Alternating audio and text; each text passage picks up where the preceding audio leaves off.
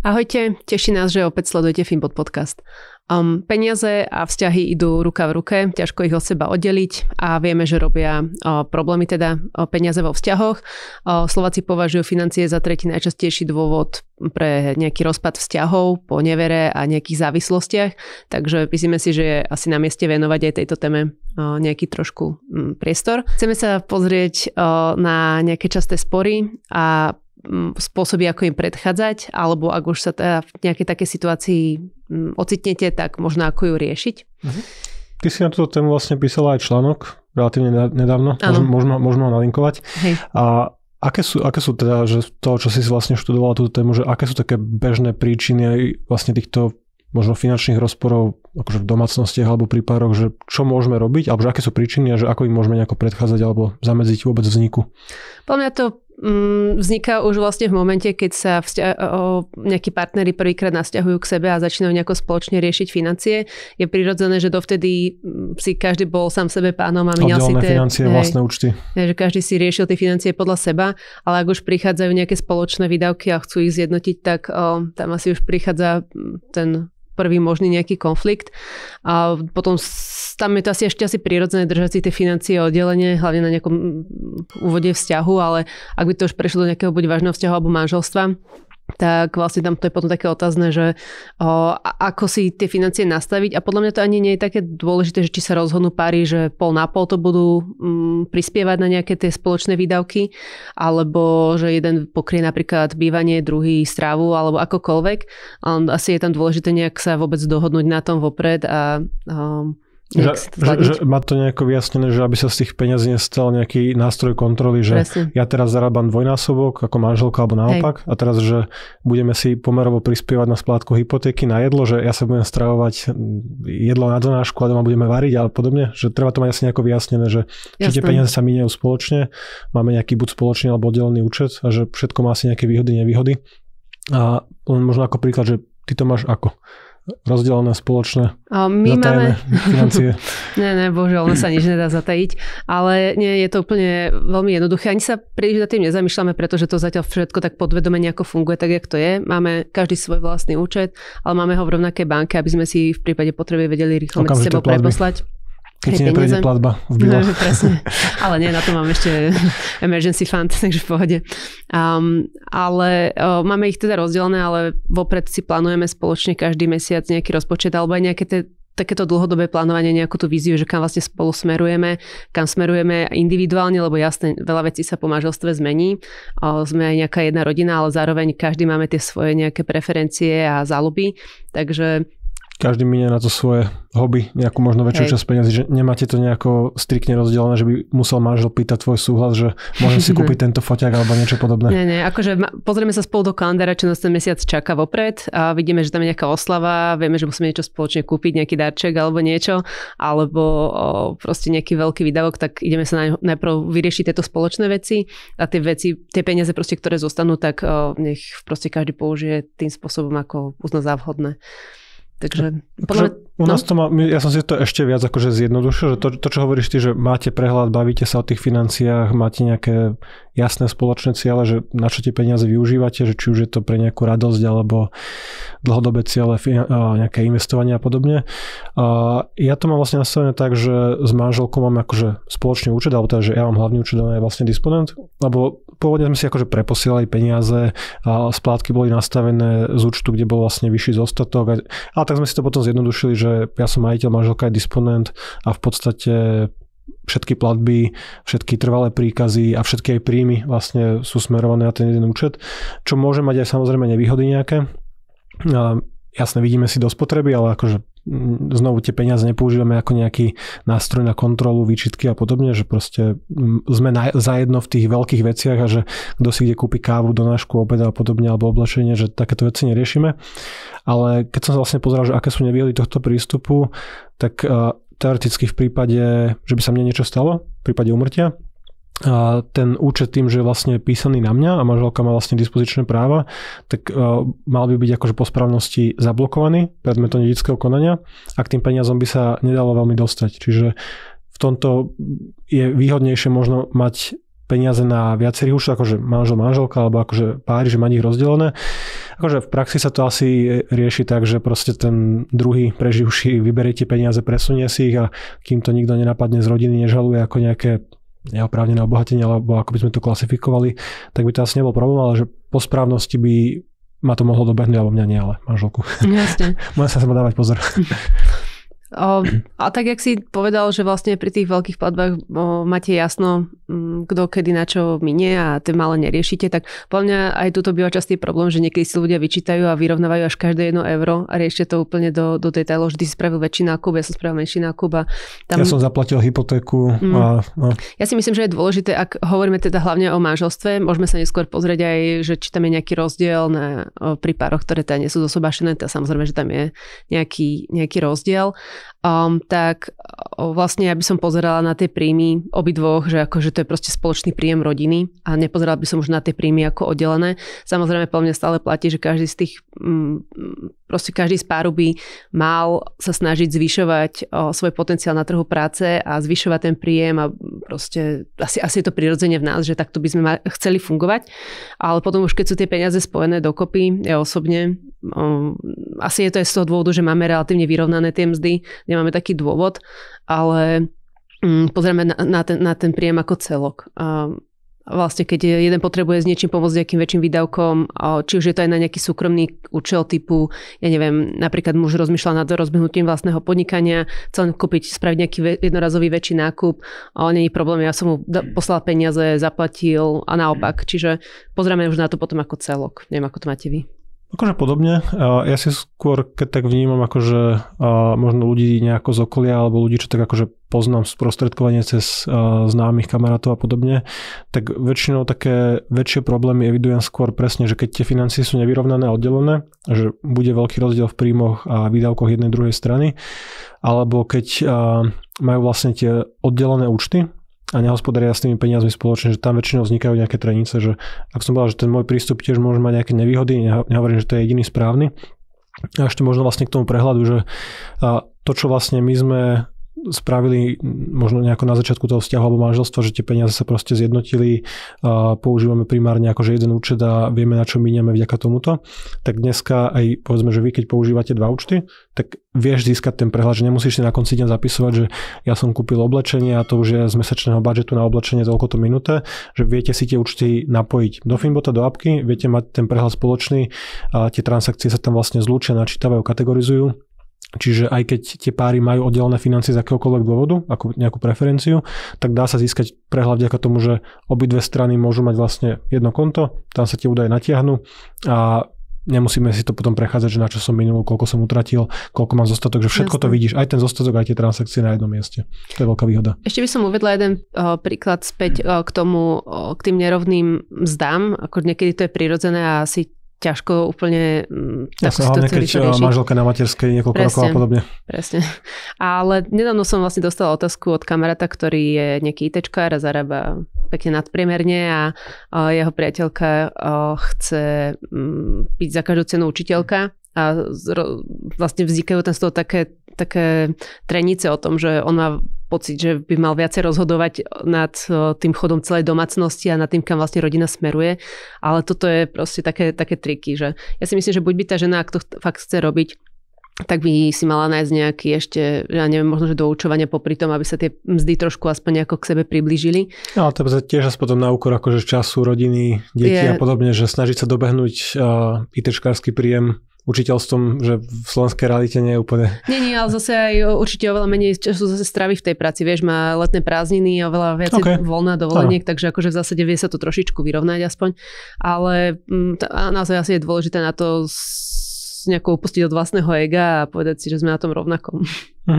A taký ďalší bod, ktorý si vlastne pokryla, bolo nejaké spoločné plánovanie cieľov, čiže asi je dôležité, aby sme mali rovnaké ciele, akože páry alebo manželia. Pokiaľ ja by som mal ako hlavný cieľ budovanie majetku, proste nejaký predčasný dôchodok v 40-ke a podobne a budem nastavený, že všetky peniaze, ktoré nie sú nevyhnutné na chod domácnosti alebo prežitie, oblečenie, základné potraviny, proste investujme, akcie, nehnuteľnosti, čokoľvek, a ten druhý z toho páru by sa na to pozeral tak, že chcem ísť na dovolenku v lete, v zime, deťom kúpiť toto, tamto, hocičo, tak to asi tiež môže byť nejaký akože bod, ktorý môže spôsobovať tie trenice. Určite áno, toto je podľa mňa ešte taký bod, ktorý by ešte na začiatku vzťahu sa možno, že mal ten pár o tom rozprávať, nejaké také tie hodnoty a dlhodobé vízie a či sa tam nejako príliš neodlišujú. Či sú kompatibilní finančne, že... Rozprávajú sa o tom, či chcú mať deti, možno kde chcú žiť, ale tie peniaze sú fakt dôležité a tá vízia. Rieši sa pomaly predtým viera a lokalita, kde budeme žiť, ako budeme žiť, ale že vynechať financie z toho, že či s niekým sme kompatibilní, že by mohlo byť asi chyba, ktorá neskôr môže dobehnúť, pokiaľ by to spôsobovalo akože dennodenné problémy. Ale nie je to podľa mňa stále akože neriešiteľné. Teda nemám nejaké vlastné skúsenosti, len čo som tak opočúvala niekde inde. Tak v zásade, keď si naozaj spravili nejakú spoločnú víziu, že kde sa tá vízia zhodla, predstavili si, že proste naozaj hráči prídu skôr možno na ten predčasný dôchodok a získajú viac spoločného času a potom chodia viac na tie dovolenky alebo naopak. Alebo jednoducho niekedy aj tie knihy, samoštúdium vie veľa zmeniť myšlienky, však aj nás zmenil napríklad tá kniha Die with Zero, lebo dovtedy sme boli obidvaja silnými privržencami tá orientácia na stále budovanie majetku, raz hodnoty a že na úkor možno nejakej kvality života. Hej. Ale v podstate nezmenilo to ani jeden môj pohľad, že stále chcem dosiahnuť predčasnú slobodu, ale už nepozerám na to, že kde všade ušetriť, ale rozmýšľam iným spôsobom. Tá kniha mi otvorila oči, že vlastne pozri sa na ten príjem, nepozeraj na tie výdavky. Takže v zásade môže tam byť riešenie, len teda opäť treba o tom otvorene rozmýšľať, hovoriť, snívať, plánovať a ja si myslím, že aj toto sa páči, čo si povedala, že treba tú myšlienku aj nejako vedieť akože interne dobre predať. Že pokiaľ by som ja doma hovoril o tom, že akciové trhy dlhodobo zarábajú 9 až 10% a každé euro, ktoré dneska odložím pri 8% o 30 rokov má hodnotu 10 eur a manželka na mňa pozrie, že ideme do Chorvátska, alebo nie, že to nie je dobrý spôsob asi plánovania, že treba to proste primerane a rozumne komunikovať, že presne máme nejaké knihy, proste tiež meníme tie myšlienky, že tiež nezasadzujeme sa o to, že naša cesta je jediná správna, všetci musíme šetriť každé euro. A treba si vedieť nejako aj užívať, ale treba to dobre predať, presne ako si povedala, že vďaka tomu, že teraz budeme viacej šetriť alebo nebudeme míňať možno toľko ako ľudia okolo nás, tak nemusíme pracovať do 65-ky ako naši rodičia alebo ešte dlhšie. V prípade PN-ky alebo straty práce budeme zabezpečení a vieme si v kľude bez stresu nájsť nejaký ďalší zdroj príjmu, nemusím zobrať prvú prácu. Keď sa niečo stane deťom, vieme sa o ne lepšie postarať, lepšia liečba, možno v zahraničí a podobne, že to finančné zabezpečenie, že my sa možno na to pozeráme ako nejaký ultimátny cieľ, nejaká finančná sloboda, ale že tam po ceste vlastne k tomu ultimátnemu cieľu je tak strašne veľa benefitov toho, že máš vybudovaný nejaký majetok, že nežiješ od výplaty k výplate, že už to samo o sebe je odmena, že nejako zodpovedne akože míňaš tie peniaze aj. Myslím, že to budovanie majetku nemá byť cieľ, to má byť prostriedok, ako si splníš tie svoje sny, hej. A vlastne tie sny treba si najprv nastaviť a potom je ľahšie byť presvedčený o tom, že prečo to robíme a prečo to ušetríme. Nebudeme doma rozprávať o tom, že vybudujeme takýto majetok a budeme brať mesačnú rentu a sedieť doma a nič nerobiť, ale že keď sa na to pozrieme tak, že budeme mať presne viacej času cestovať ešte vo veku, kedy máme na to zdravie a energiu a nemusíme proste tráviť 50-60 proste v práci a naháňať príjmy a splácať nejaké veľké dlhy, tak akože to bude stráviteľnejšie. Aj ten veľký cieľ, ktorý môže byť vzdialený 10, 15, 20, 25 rokov. Hej. Ďalší taký bod si mala zaujímavo pomenovanie ako finančná nevera. Tak to... Čo je to finančná nevera? Ako sa im môžeme vyhnúť? Alebo je to dobré, je to zlé? No, stretávam sa s tým prekvapivo relatívne často. Ľudia proste skrývajú svoje nákupy, lebo sa za ne buď hanbia, nechcú to priznať, ale opäť to vychádza z toho predošlého, že napríklad ten pár mal príliš veľký rozdiel v príjmoch a preto vlastne zatajovali nejaké svoje nákupy a jednoducho podľa mňa stále je dôležité o tomto komunikovať, že áno, sme rodina, sme pár a máme spoločné výdavky, ale stále sme aj tie individuálne osoby, ktoré majú svoje potreby a záľuby, ktoré si chcú naplniť a je to dobré mať to zakomponované v tom rozpočte alebo myslieť na tieto výdavky a nie je potreba to takto skrývať. Ale v horšom prípade sú to aj dlhy, či som sa tiež už teda stretla, že proste... Jeden z páru si zoberie dlhy a nepovie o tom. A zistia to vlastne až pri rozvode, že ten druhý musí splácať kreditky toho vlastne... A že typicky tie dlhy nejdú na kúpu garáže alebo investičnej nehnuteľnosti, väčšinou to končí spotrebáky, spotreba, automaty, gambling alebo nejaké podobné. kde už je na to nadviazané asi viacero potom negatívnych alebo nepríjemných diskusí. Akože môže byť odpoveďou, nemusí byť odpoveďou ten spoločný účet, ako máte vy, ale v zásade tam už ide o naštrbenú dôveru asi niekde inde a takéto niečo to nemusí vyriešiť. To je len prejav možno nejakého iného väčšieho problému. Hej, presne tak. Financie. A potom si myslím, že ďalším problémom môže byť napríklad taký finančný stres z toho, že ľudia si toho na seba nahodia až príliš veľa. Že buď sa príliš zadlžia, zoberú si nehnuteľnosť možno alebo proste že príliš veľké možno fixné výdavky, rozmýšľaš, či na konci mesiaca budeš mať na tie zaplatenie krúžkov pre deti. Že držať vlastne celkovo tie osobné financie nejako na úzde a aby si sa nemusel vlastne mesačne 10-20 krát logovať do internet bankingu a pozerať sa, že 15. mi odíde splátka hypotéky, 14. tam mám málo peňazí, teraz presuniem si zo šetriaceho účtu, že nechceš byť asi v tom kolečku, a kedy o tých financiách musíš rozmýšľať každý deň. A hlavne chodiť do práce s tým, že vlastne aj tak nemáš peniaze, chodíš do práce, možno ktoré ťa už časom prestane baviť. Ale musíš tam chodiť, lebo máš nastavený životný štýl na takej úrovni, že nemôžeš ani zobrať nejakú zaujímavejšiu, lepšiu pre teba lepšiu akože možno príležitosť, lebo si proste naviazaná na to, že tvoje príjmy sú jednak jednej, že 100% príjmu vlastne míňaš a pokiaľ by si poklesla člen o 100 eur, tak to akože nevieš preto nájsť priestor, že to môže akože určite spôsobiť nejaký nadmerný stres. O tomto som sa ešte bavila s jednými známymi, ktorí vlastne tiež mali presne že rozdielne predstavy o tom, ako míňa tie peniaze a jeden chcel žiť úplne na hrane a druhý tak vlastne videl tú víziu toho, že to tak nemusí byť vždy a keď by sa trošku uskromnili, tak vlastne, že by mohli žiť oveľa spokojnejší život. Tak som napríklad odporúčal ten dokumentárny film Fire, pretože oni nie sú moc zastancami peňazí a nejaké zložitej literatúry na Netflixe Playing with Fire. Hej, Playing with Fire to bol, hej. Kde vlastne práve ten muž sa snažil dostávať ženu na tú jednu loď a v zásade, keď si to spolu pozreli, bolo také príjemné, však celkom odľahčená verzia tej cesty k Fire, tak vlastne tiež sa trošku začali nad tým inak zamýšľať a môže aj takéto niečo jednoduché pomôcť. Možno ešte aj k tomu stresu, že za mňa taký optimálny, ideálny stav, nehovorím, že tam úplne som, aby bol vlastne tak nastavený, že nemusíš nad financiami rozmýšľať počas mesiaca veľmi. Že vieš, alebo teda, že máš istotu, že tvoje dlhy a záväzky budú uhradené a chod domácnosti nie je závislý od toho, či dostaneš nejakú variabilku, akože v práci, nejaké kvartálne odmeny a podobne. Čiže investovanie, šetrenie znovu automatizované, nastavené automaticky, vie, že po výplate ti odídu nejaké peniaze, ktoré slúžia na budúce zabezpečenie, na dôchodok, na finančnú rezervu alebo pokrytie vlastne akýchkoľvek iných cieľov. Aby si nemusela vždy špekulovať, že dobre, prišla mi výplata a teraz si budem na papierik písať, že toľko to je hypotéka, toľko to musím zaplatiť, toľko to mám dlhy, že snažiť sa to postupne dostať do toho momentu, že je to automatizované, že pokiaľ by som nad nimi nemusel rozmýšľať, akože aj tak by som otváral tie investičné účty, kontroloval stav, nastavenie portfólia, pozeral sa na to, že či mi prišlo nájomné, či mi odišli splátky a podobne.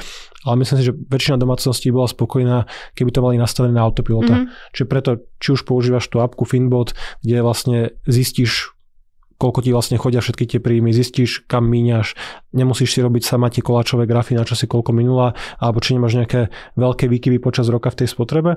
A to si myslím, že to je takým dosiahnuteľným cieľom, možno nie hneď, možno 3, 6, 9 mesiacov, keď si tie peniaze upraceš, celé tie osobné financie a nastavíš si vlastne takéto dlhodobé cieľe, dlhodobé plány, ideálne vlastne, aby boli obidvaja v tom vzťahu akože nastavení na rovnakej tej vlnovej dĺžke, čiže keď sa dohodneme, že šetríme si 10-15% príjmu a nastavíme si to v januári, nejaké predsavzatie, ale povedzme, pretože teraz je január, tak nebudeme sa vo februári baviť o tom, že a pošleme tento mesiac, že máme na to, alebo že pozastavíme to, teraz, že budem mať dôchodok na úkor toho, že proste tie peniaze miniem alebo neminiem, že najlepšie to nastaviť si určite akože automaticky za mňa.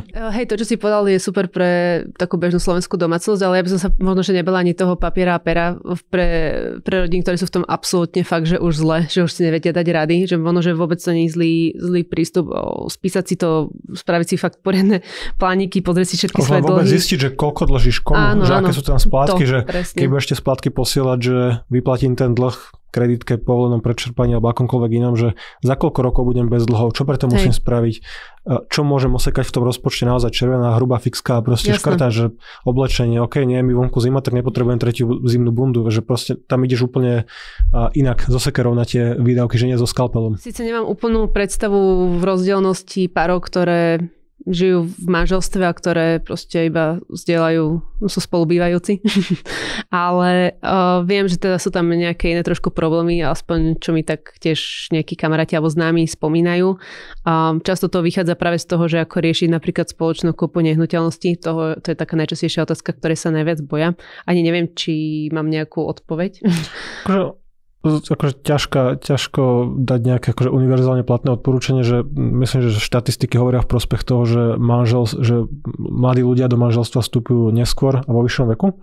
Že už to nie je také, že by sa ľudia sobášli v 18-20, aby získali podnikový byt za socializmu. A ľudia cestujú, proste majú nejaké iné záľuby alebo možno skúšajú viacero vecí v živote.